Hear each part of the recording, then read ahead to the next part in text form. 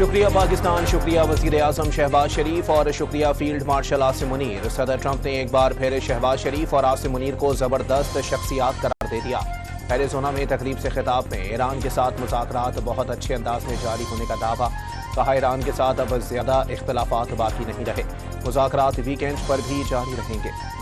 کہا آبنائے حرمہ سے کھل چکا لیکن معاہدہ ہونے تک ناکہ بندی ختم کر دی جائے گی۔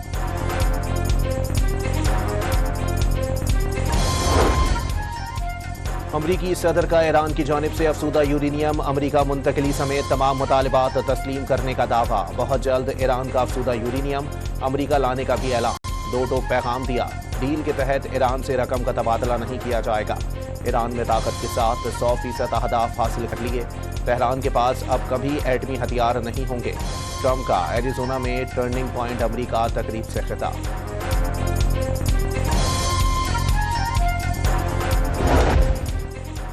ایرانی پارلیمنٹ اسپیکر باقر کالباف نے امریکی صدر کے تمام دعووں کو جھوٹا قرار دے دیا۔ سوشل میڈیا پر جاری پیغام میں کہا کہ ٹرمپ نے 1 گھنٹے میں 7 دعوے کیے جو تمام کے تمام بالکل غلط ہیں۔ خبردار کیا اگر امریکہ ایرانی بندرگاہوں پر عائد ناکہ بندی ختم نہیں کرتا تو تہران آبنائے حرمز بند کر دے گا۔ واضح کیا آبنائے حرمز سے متعلق قواعد و ضوابط کا تعین میدان عمل میں ہوگا، سوشل میڈیا پر نہیں، جہازوں کا گزر مخصوص راستے کے تحت اور ایرانی اجازت کے ساتھ ہوگا۔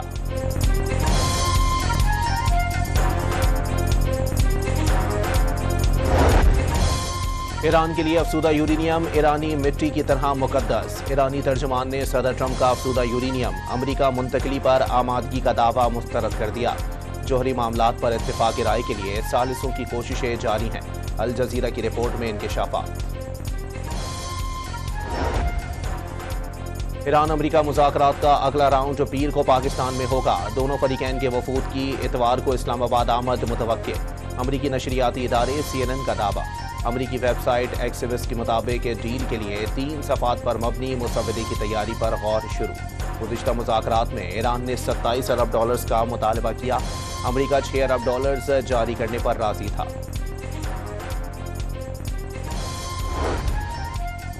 وزیر اعظم کی انطالیہ ڈپلومیسی فورم کے موقع پر عالمی رہنماؤں سے غیر رسمی ملاقاتیں، ترکیہ کے صدر، امیر قطر، قازقستان، آذربائیجان اور شام کے صدور سے خوشگوار انداز میں بات چیت۔ قطری وزیر اعظم اور کوسووو کی سابق صدر ویوسا عثمانی بھی شہباز شریف سے ملی۔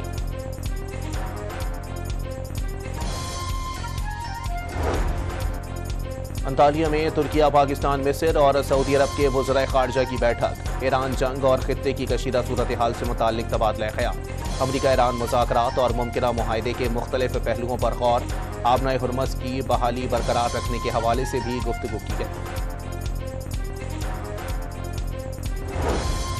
آبنائے حرمز سے کھلنے کے بعد تیل کی قیمتوں میں 10.5% تک کمی، امریکی خام تیل $84.65 فی بیرل ہو گیا، برطانوی برنٹ کروڈ آئل کی قیمت میں بھی 8% کمی ہو کر $91 پر آ گئی، ڈیزل کی قیمت $32.12 فی لیٹر کمی، پیٹرول کے نرخ $366.98 برقرار رکھنے کا اعلان۔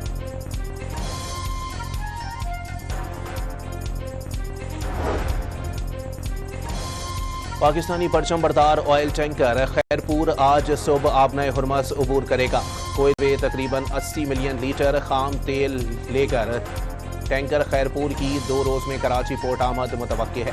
اس سے قبل شالیمار آئل ٹینکر نے امریکی پابندیوں کے دوران آبنائے حرمز عبور کی تھی۔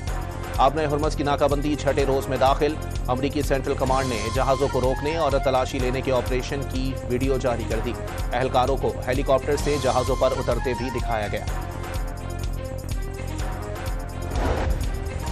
امریکہ ایران مذاکرات کے دوسرے دور کا حتمی اعلان ہونے سے پہلے ہی اسلام آباد میں تیاریاں، جڑواں شہروں میں لاری اڈے بند، سیکیورٹی الرٹ، انتظامیہ کو بھی ضروری اقدامات کی ہدایات جاری کر دی گئیں۔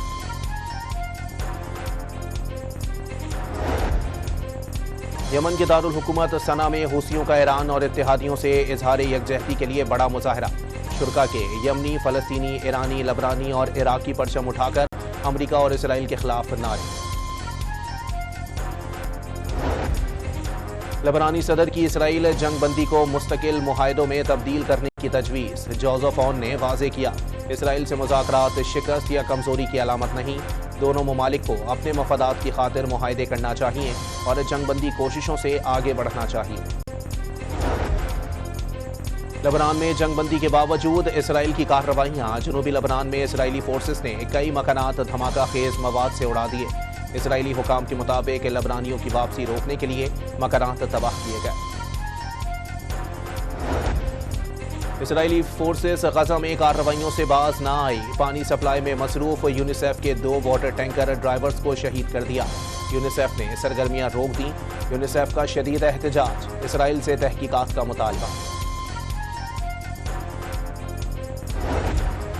مودی سرکار کی ناکام خارجہ پالیسی کے باعث توانائی بحران کا شکار بھارت کو ایک اور جھٹکا۔ امریکہ نے روسی تیل خریدنے کے لیے دی گئی رعایت ختم کر دی۔ بھارت کو اب کھلی مارکیٹ سے عالمی نرخوں کے مطابق دستیاب تیل خریدنا ہوگا۔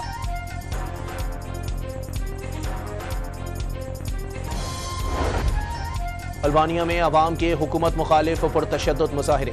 مشتعل شہریوں نے وزیر اعظم آفس پر پیٹرول بم پھینک دیے۔ عمارت کے دروازے پر آگ بھڑک اٹھی۔ وزیر اعظم کے استعفے تک احتجاج جاری رکھنے کا اعلان۔ کراچی کے علاقے منگو پیر میں سلنڈر دھماکے سے میاں بیوی زخمی، دونوں کو اسپتال منتقل کر دیا گیا۔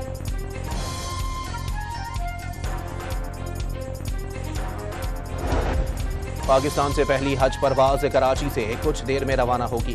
ایئرپورٹ پر عازمین حج کو روانہ کرنے کی خصوصی تقریب۔ گورنر سندھ کی شرکت۔ عازمین دوران حج ملک کی ترقی اور پاکستانیوں کے لیے دعا کریں۔ نہال ہاشمی کی عازمین حج سے گفتگو۔ اور پاکستان سپر لیگ کے دوسرے مرحلے کے میچ میں کوئٹہ گلیڈیٹرز نے لاہور قلندرز کو 6 وکٹوں سے ہرا دیا۔ 134 رنز کا ہدف 16.2 اوورز میں پورا۔ روائلی روزو 60 اور حسن نواز 59 رنز بنا کر نمایاں۔